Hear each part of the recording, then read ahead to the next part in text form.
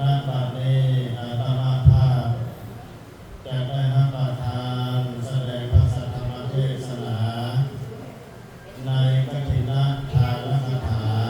ว่าด้วยการทอดถวายผ้ากฐินเพื่อให้เป็นประโยชน์แก่พุทธศาสนาและพุทธศาสนิกชนทั้งหลายตามสมควรเมื่อนี้มามีการนำพักลักขั้นแข็งขั้นเมืองขั้นบ้านภายในแขกเรียนกันซึ่งนำมาโดยท่านคำพันธ์สิทธิกำพาท่านเจ้าแขกเรียนกันเป็นประธานฝ่ายคารวะนอกจากนั้นยังมีอดีตการนำพักลักขั้นสูงจะได้ให้เกียรติเข้าร่วมบำเพ็ญบุญกุศลขั้นสำคัญนี้โดยเฉพาะก็คือท่านโบสรบุญภาวันนะครับท่านหมู่แก้วอรบุญและท่านอื่นๆอีกโดยบรรยากาศที่เต็มไปด้วยความเบิกบานม่วนซื่นและพออกพอใจในการบำเพ็ญบุญกุศลครั้งนี้อาตมาภาพจะได้สาธกยกเรื่องการเทศบุญมหากฐินสามัคคีนี้ว่ามีที่ไปที่มาอย่างไร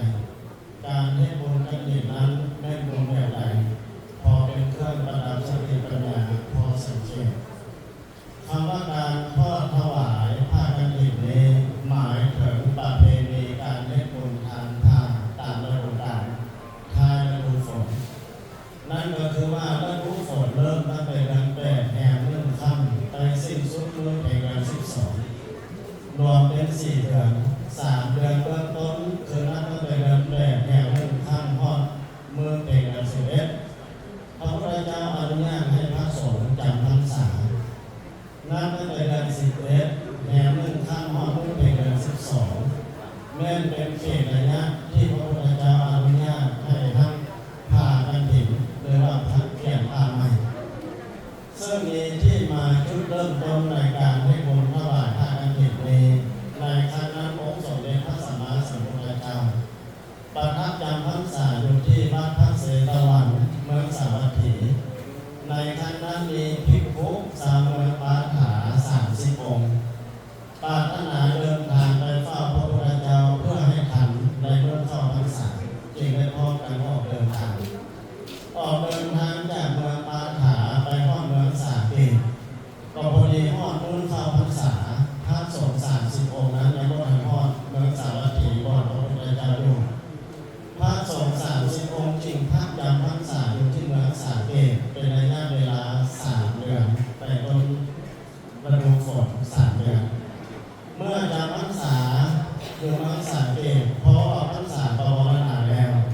พระสงฆ์30 องค์จึงออกเดินทางต่อไปฮอดวัดพระเศตวันเมืองสาวัตถีไปเข้าเฝ้าพระพุทธเจ้าในการเดินทางท้ายฤดูฝนนี้พระสงฆ์ทั้งหลายเดินทางด้วยความลำบากเพราะว่า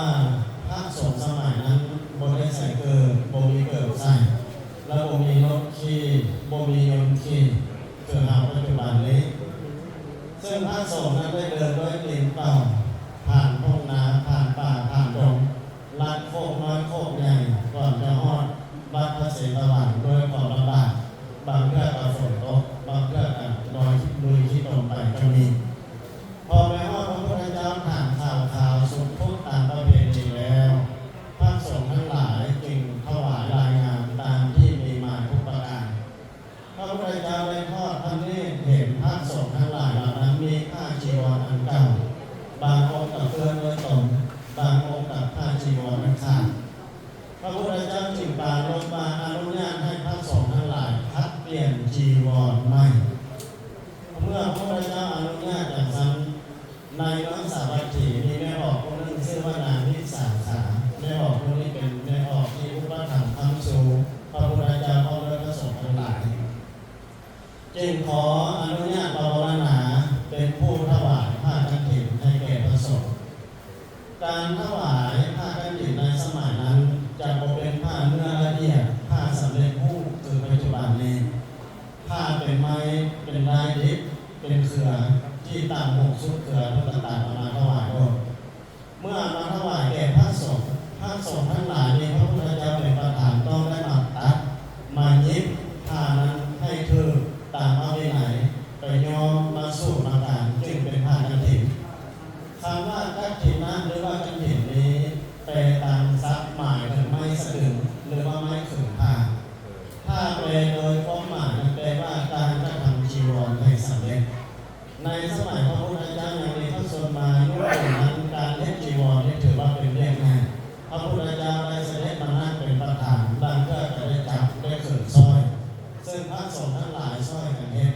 ญาติโยมทั้งหลายก็ได้มาอุปถัมภ์โดยภัตตาหารน้ำฮอดน้ำเย็นเป็นต้นด้วยเหตุนั้นการที่บุญกฐินนี้จึงถือว่าเป็นบุญใหญ่เป็นบุญตามพุทธานุญาตคือพระพุทธเจ้าทรงอนุญาตนี้ที่มาเบื้องต้นในศาสนาของเรานี้ในการถวายพระกฐินจึงมีประเพณีสืบทอดมาฮอดเราทุกท่านปัจจุบันนี้บุญพระถวายพระกฐินนี้ถือว่าเป็นบุญประเพณียอดนิยมของชาวพุทธลาวในทุกปีพ่อแม่ประชาชนตลอดแต่การนำแต่ละครั้งผู้นำของประเทศเพิ่งได้ให้ความสำคัญในการทำบุญทอดถวายพระกฐินคือการครับท่านเจ้าแขกเรือนการของเรานี้ก็ได้เล็งเห็นความสำคัญทางด้านที่ของประเพณีอันดีงามทางพระพุทธศาสนาและของประชาชนลาวจึงได้เต้าโหมกำลังศรัทธาสร้างกองพระมหากฐินก่อนี้คือว่ามหากฐินสามัคคีการที่นำผ้ามหากฐินมาทอดถวายอยู่ที่วัดเวียงคำแห่งนี้แม้มีที่ไปที่มาและสถานที่แห่งนี้เป็นสถานที่อันศักดิ์สิทธิ์มาตั้งแต่โบราณกาลจนตกทอดมาฮอดเท่าท่านทั้งหลายในปัจจุบันนี้อาตมาขอเล่าสังเขปเกี่ยวกับเมืองเวียงคำนี้ให้ทุกท่านได้สดับรับฟังเพียงเล็กน้อยเมืองเวียงคำนี้เป็นเมืองหนึ่งที่มีอำนาจเข้มแข็งในรอบแม่น้ำหนึ่งเคียงคู่กับเมืองเวียงจันทร์สมัยเมืองเวียงจันทร์โบราณสถาปนาขึ้นเป็นราชธานีหรือว่าเป็นนครหลวงของประเทศนั้นเมืองเวียงคำนี้จะมีอำนาจเข้มแข็งและพุ่งเหนือกว่าเมืองเวียงจันทร์ก่อนที่จะมาเป็นเมืองเวียงจันทร์นี้คนลาวชาวคนน้องนึงได้สร้างเมืองขึ้นก่อนเมืองหนึ่งว่าเมืองสวนแนนซึ่งอยู่ทางทิศเหนือของเมืองเวียงคำคือบริเวณเมืองเก่านาเขือปัจจุบันนี้หลังจากเมืองสวนแนนนั้นเสื่อมอำนาจลงเพราะว่าที่ตั้งของบ้านเมืองบ่เหมาะสมจึงได้เลื่อนเคลื่อนลงมาทางทิศใต้มาฮอดบ่อน้ำพึ่งในปัจจุบันนี้จึงได้สร้างเมืองใหม่ขึ้นว่าเมืองเวียงคำสำหรับเมืองสวนแนนนั้นพ่อแม่ประชาชนจะเรียกว่าเมืองเก่าซึ่งมาจนฮอดปัจจุบันนี้เมืองเวียงคำนี้เมื่อสร้างบ้านแปลงเมืองขึ้นสำเร็จอย่างพอแล้วเพิ่นยังได้สร้างเมืองขึ้นอีก2เมืองให้เป็นเมืองอุปาหารหรือว่าเมืองรองเมืองทั้งเหนือได้แก่เมืองแก้วปู่ประเสไสซึ่งได้สถาปนาบ้านถิ่นแก้วซึ่งเป็นเมืองแก้วปู่ประเสไสหมายถึงว่าเมืองป้อมปราการหน้าด้านยันกับเขตเมืองพรเป็นเขตต่อเสยกับเมืองพรอันนั้นว่าเมืองแก้วปู่ประเสไสและเมืองอุปาหารฝ่ายใต้ได้แก่เมืองหงทองคือบ้านเหล่งสันในปัจจุบันนี้เมืองเวียงคำเขานี้มีความเจริญรุ่งเรืองไพฟ้าข้าแผ่นดินอยู่เย็นเป็นสุขสืบมาหลายยุคหลายสมัยสถานที่สร้างบ้านแปลงเมืองแห่งนี้เป็นที่ห้าเกียรติมีคำว่าแผ่นดินนี้ห้าเกียรติเกียรติงามคือด้านหน้าของใสเหมาะสมที่จะเป็นบ้านเป็นเมืองเมื่อสร้างบ้านสร้างเมืองขึ้นแล้วในสมัยโบราณนั้นก็ได้ปลูกป่าไผ่แทนกำแพงเมืองเวียงจันทร์เพิ่งก่อด้วยดินจี้ดินเผาแต่กำแพงเมืองเวียงคำที่ปลูกต้นไผ่ออมต้นไผ่ของเป็นไผ่บานเป็นต้นไผ่กระซักปลูกเป็นแล้วออมเพื่อให้ข้าศึกเข้าข้ามเมืองนั้นได้ง่ายเพิ่งจะมีสายานาว่าเมืองไผ่หนามหรือว่าเวียงคำไผ่นอมจนมาฮอดปัจจุบันนี้ซึ่งเมืองแท้ๆเรียกว่าเมืองเวียงคำเมื่อรัชกาลตอนมาฮอดสมัยพระเจ้าฟ้างุ่มมหาราชได้ทอดโหมแผ่นดินหัวเมืองน้อยใหญ่เข้ากันเพื่อเป็นอาณาจักรราชาที่กว้างใหญ่ไพศาล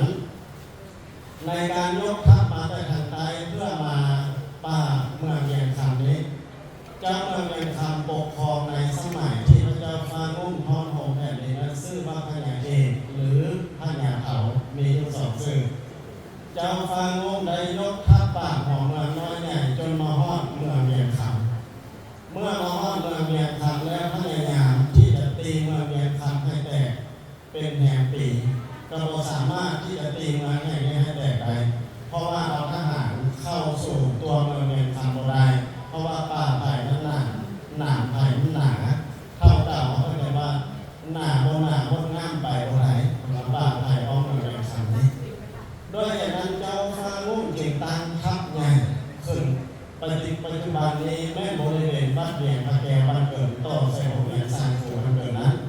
ซึ่งได้ตั้งค่าย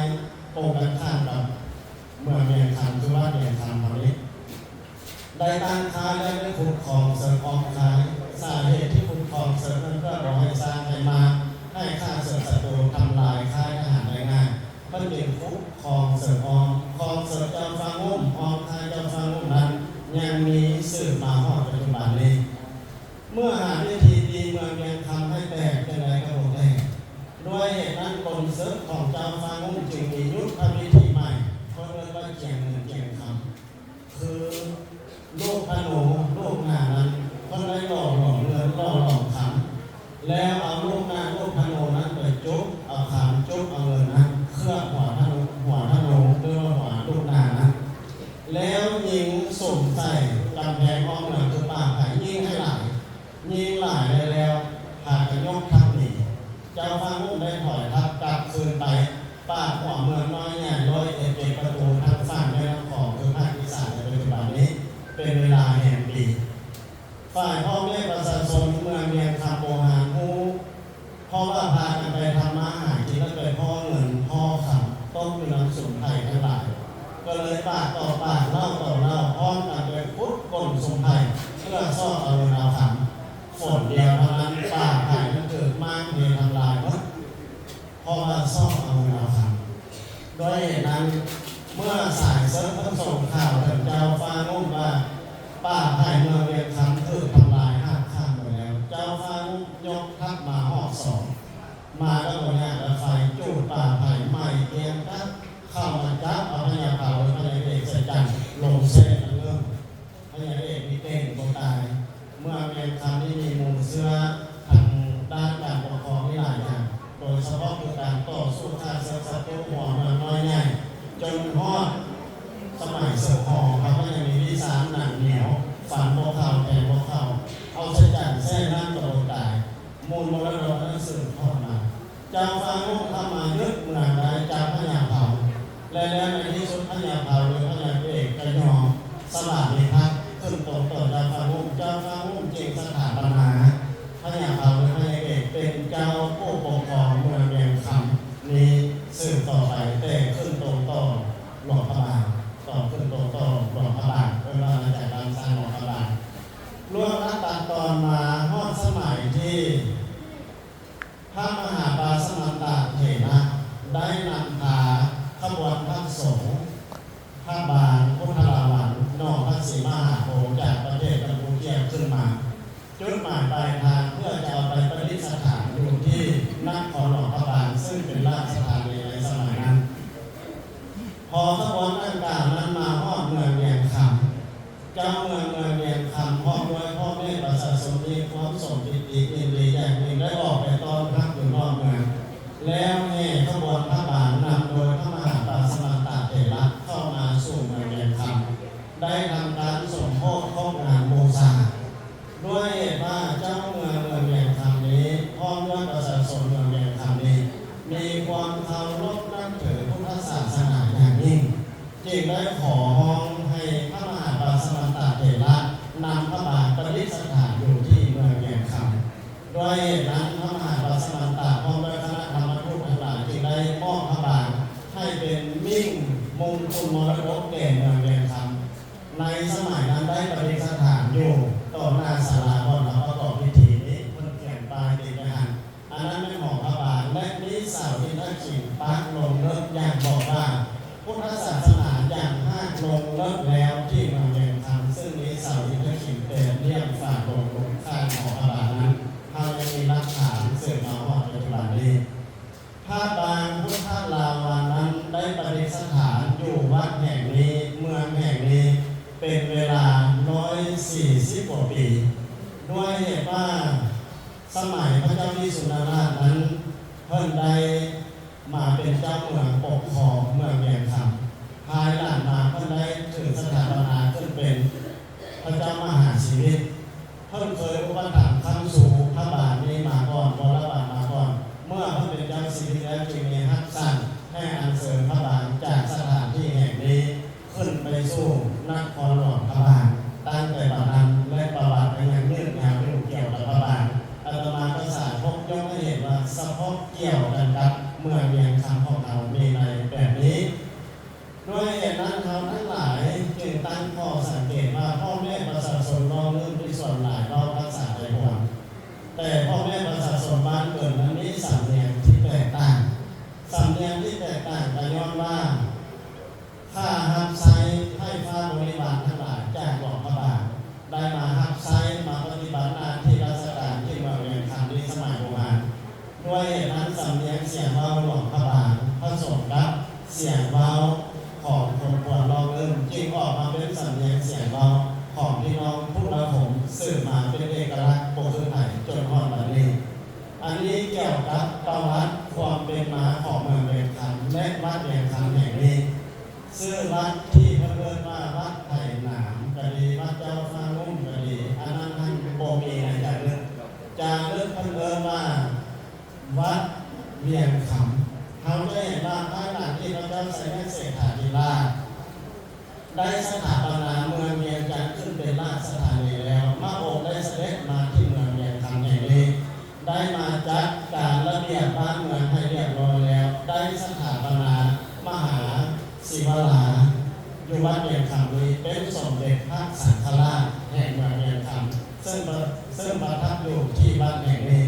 ด้วยเหตุนั้นเราจึงเห็นว่าสมัยพระเจ้าไสยเศรษฐาธิราชยังให้ความสำคัญแก่เมืองเวียงคำและได้สถาปนาพระสังฆราชพร้อมทั้งปกพระราชอาญาปักลายจุงลงไปในที่นี้คำว่าลายจุงคือศิลาจารึกของพระเจ้าแผ่นดิน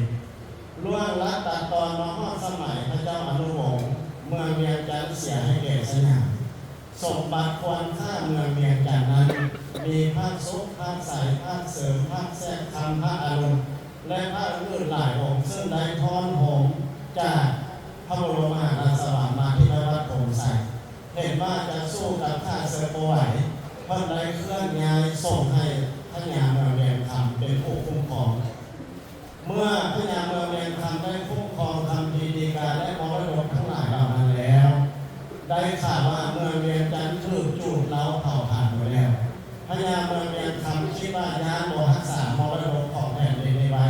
จึงได้แต่งเพลข้าไม่รับเริ่มไปขึ้นท่าวัดเวียงแก้ว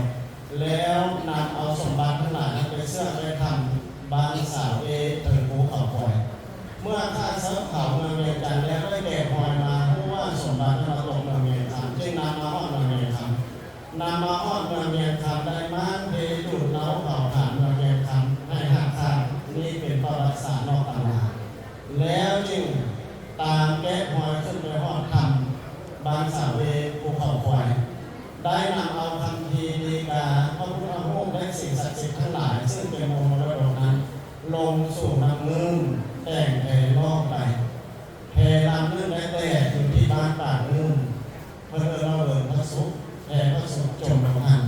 นอกนั้นพระสายพระเสริมและพระพุทธรูปอื่นคำพีดีกาทั้งหลายได้ขนขึ้นและนำเข้าสู่ดินแดนสยามจนฮอดปัจจุบันนี้ข้อนี้เราต้องเห็นว่าเมืองเวียงคำนี้เชียงบ่าเชียงรายเมืองเวียงจันทร์ในการสร้างสรรค์พัฒนาประเทศชาติและในการเต้าโหมพลังความสามัคคีของสร้างไว้อย่างเสมอต้นเสมอปลายตลอดมาจนมาฮอดสมัยปัจจุบันนี้พลิกแผ่นดินปีนแผ่นฟ้าเมืองเวียงคำเขาเกือบลืมไปจากงานประวัติศาสตร์ย้อนความเอาใจใส่ของท่านหมู่แก้วอรบุญในสมัยนั้นจึงได้มาสำรวจตรวจตาวัดเก่าและปักเขตแดนซึ่งต่อใส่สมัยพ่อสี่หกพระองค์ได้แยกทางเข้ามาเอาไฟฟ้าเข้ามากำหนดเขตแดนให้ขั้นเน็ตแต่ว่ายังไม่มีพระสงฆ์มาอาศัยอยู่ยังไม่ถึงเวลาที่จะพัฒนาระยะเวลาประมาณปี2007-2008ยังพ่อสิ่งคำได้มาจำพรรษาอยู่ที่นี้วัดแห่งนี้จึงเริ่มมีการเปลี่ยนแปลงพัฒนามาเท่าไรเท่าไรน้อยจนฮอดวันนี้แต่ยังไม่เป็นทางการเพื่อจนมาฮอดวันนี้ท่านเจ้าเขตแห่งเวียงจันทร์ได้เห็นความสำคัญของวัดวาศาสนาโดยเฉพาะวัดเวียงคำนี้เพราะว่าเป็นวัดหลวงมาแต่โบราณเป็นศูนย์รวมจิตใจเป็นวัดหล่อหลอมความรักความแพ้ความสามัคคีศิลปะวัฒนธรรมของพ่อแม่ประชาชนตั้งแต่โบราณจนฮอดวันนี้จึงได้เต้าโฮมโครงการจัดตั้งโดยเฉพาะการนำพักรัฐพ่อแม่ประชาชนทุก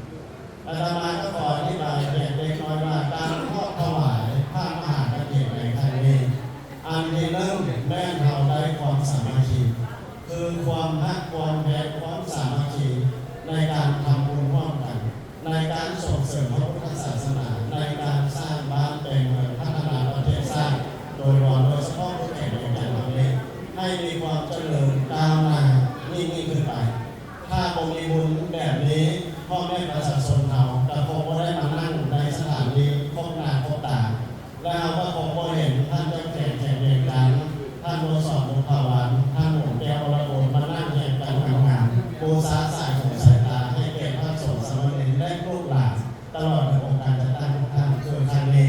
ด้วยเหตุนั้นเขาจึงได้ว่าความสามัคคีทางด้านร่างกายความสามัคคีทางด้านวาจาได้เราได้ลงกันและความสามัคคีทางด้านจิตใจอันนี้เขาได้ความสามัคคีประการที่สองเขาได้ส่งเสริมประเพณีที่ดีงามทางพุทธศาสนาอันเป็นพุทธบัญญัติในการส่งเสริมที่คอประเพณีขนบธรรมเนียมที่ดีงามด้วยจิตใจเอื้อเฟื้อเผื่อแผ่ของคนเราที่มีมาแต่บรรพบุรุษประการที่สามเขาได้บริบาลกฐินคือปัจจัยที่ทุกท่านมาห้อมมาโมทนาเป็นบริบาลกฐินนั้นเพื่อจะสืบต่อสร้างสรรค์พัฒนาวัดวาลามแห่งนี้ให้มีความเจริญรุ่งเรืองและประชาสัมพันธ์ให้แก่ชาวพุทธทั่วโลกได้รับรู้ว่าประเทศลาวมีเมืองแห่งธรรมเป็นเมืองโบราณเป็นสถานที่เคยประดิษฐานพระบาทพุทธลาวันมาก่อนพอมาฮอดจุดนี้ก็จะขอเสนอ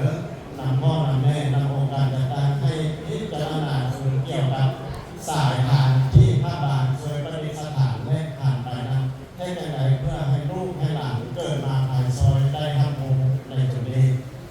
และนักปราชญ์อาจารย์ท่านใดสรรเสริญอันที่ส่งของการผิดไว้บ้างโยบุคโลบุคคลใดได้ทอดถวายผ้ามหากฐินอนุโมทนาผ้ามหากฐินบุคคลนั้นเกิดสร้างใดพบใดจะเกิดในตระกูลที่สูงมีชื่อเสียงเคารพในสังคมประการที่สองบุคคลนั้นเกิดสร้างใดพบใดจะมีสวดทรงผู้ห้างที่ยศงามและสมบูรณ์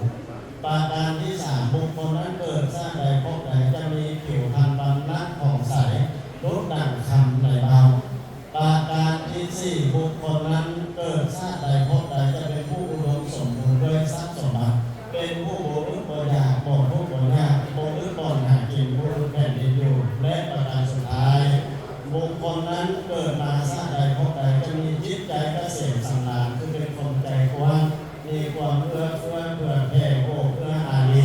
และมีสัมมาทิฏฐิสามารถพูดธรรมะและเข้าสู่ธรรมได้ง่ายแบบนี้ด้วยเห